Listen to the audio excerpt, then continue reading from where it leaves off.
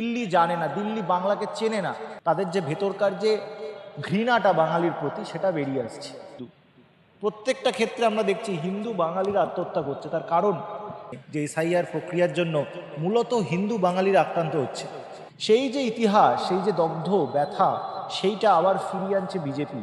কথা বলছেন সে কথা মূলত বাঙালি হিন্দুদের জন্য বলছেন। যদি বাংলাদেশি মুসলিমদের জন্য বলতেন তাহলে বিজেপির হাজারখানা নাগরিকত্বের ক্যাম্প করতো না। বিজেপি নিজেও খুব ভালোভাবে জানে যে এসআইআর প্রক্রিয়ার জন্য মূলত হিন্দু বাঙালিরা আক্রান্ত হচ্ছে। আপনারা বলুন, আপনারা তো সাংবাদিকতা করেন, আপনারা যে খবরগুলো পাচ্ছেন বিভিন্ন মানুষ আত্মহত্যা করছে, যে আতঙ্ক মানুষের মধ্যে আছে সেটা কাদের মধ্যে? মূলত বাঙালি হিন্দুদের মধ্যে। আমরা একদিকে বলবো যে বাংলাদেশে ধর্মীয়ভাবে নির্যাতন চলছে, আবার আরেকদিকে বলবো যে মুসলমানরা এদিকে আসছে। যদি হিন্দুদের ওপরে বাংলাদেশে আক্রমণ হয় তাহলে পরে মুসলমানরা এখানে কেন আসতে যাবে? তাহলে তো হিন্দুরা এখানে আসবে। আক্রান্ত যদি হিন্দু হয় তাহলে আসবেও তো কেন হিন্দু, এটাই তো যুক্তি বলে। তার মানে উনি যে কথাটা বলছেন সে কথাটা মূলত হিন্দু বাঙালিদের জন্য বলছেন, এবং তার ফল হিসেবে আমরা দেখছি যে পানিহাটিতে প্রদীপ কর যে আত্মহত্যা করেছে, তার আগে আমরা দেখেছি রিজেন্ট পার্কে কলকাতার একজন আত্মহত্যা করেছিল, সেও হিন্দু ছিল।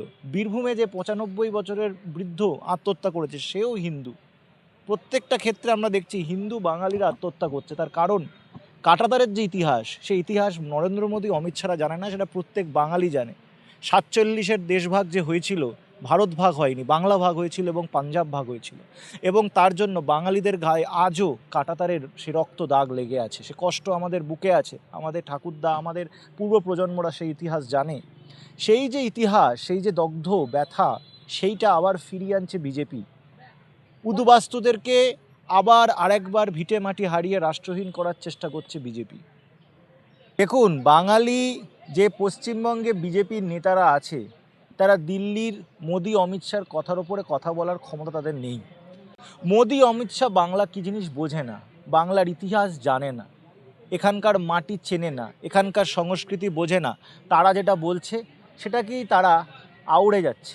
আপনি দেখেছেন আজকে খবর এসছে, দুবারের সাংসদ জগন্নাথ সরকার বলেছে 26-এ বিজেপি সরকার করলে পরে ভারত বাংলাদেশ যে বর্ডার আছে পশ্চিমবঙ্গে, সেই বর্ডারটা তুলে দেওয়া হবে।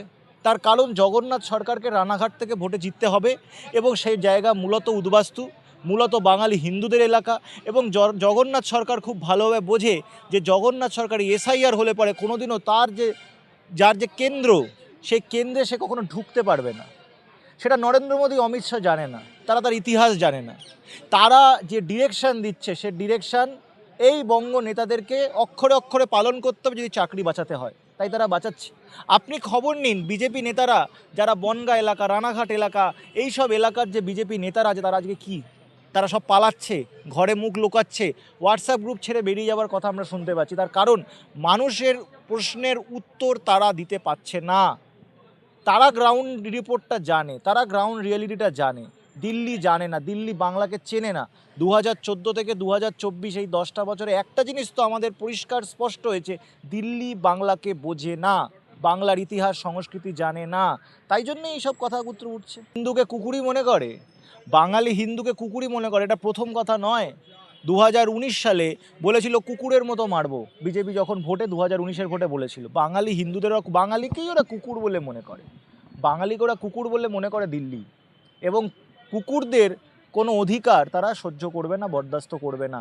তাদের যে ভেতরকার যে ঘৃণাটা বাঙালির প্রতি সেটা বেরিয়ে আসছে। এই বিএলওর গায়ে হাত পড়ার যে কথা বলছে, এই বিএলওর গায়ে কি আজকে তো বিজেপির নেতারা মার খাচ্ছে। আজকে বিজেপির নেতারা পশ্চিমবঙ্গে মার খাচ্ছে না, বিজেপি শাসিত রাজ্যে মার খাচ্ছে, বিহারে মার খাচ্ছে।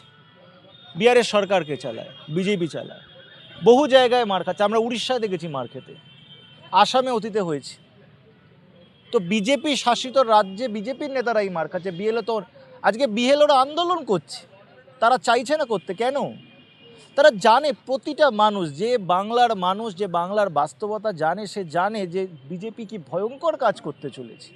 মূর্খ, অশিক্ষিত, বাংলাকে যে চেনে না, জানে না, বাংলার ব্যাপারে কি জানে না, তারা আজকে এইসব কথাবার্তা বলছে। আগে বাংলায় ভোট করতে আসবার আগে বসে বাংলার ইতিহাস, বাংলার সংস্কৃতি, বাংলার ভূগোল, বাংলার মাটিটা নিয়ে আগে পড়াশোনা করুন। আগে বাংলাকে চিনুন, জানুন, ইতিহাসটা জানুন, তারপর আপনি এখানে আসবেন। আপনারা দিল্লিতে বসে সিদ্ধান্ত নেবেন, আপনারা মাটি সম্বন্ধে একটুও জানবেন না, তার মূল্য তো আপনাদের চোকাতে হবে। আচ্ছা, আমাকে একটা প্রশ্ন বলুন, বিজেপি আসামে কেন এটা এসআইআরটা করলো না? 2026-এ তো আসামেও ভোট আছে, আসামে এসআইআর করুন। আসামে আপনারা যে সিএ ক্যাম্প করছেন, সে ক্যাম্পগুলো আসামেও খুলুন, আপনারা খুলুন, তাহলে আমরা বুঝবো আপনাদের সৎসাহস হয়, সদিচ্ছা আছে। পশ্চিমবঙ্গে যেরকম বাংলাদেশ বর্ডার আছে, আসামে তো বাংলাদেশ বর্ডার আছে, তাহলে আসামে কেন করছেন না আপনারা?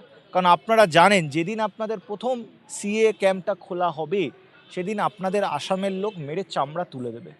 তাই আপনাদের সে সাহসটা নেই, সেটাকে আগে করুন, তারপর আপনারা বাংলা নিয়ে কথা বলবেন। যেখানে আপনারা নিজেরা সরকারে, সেটাকে দেখান, পথটা দেখান লোককে।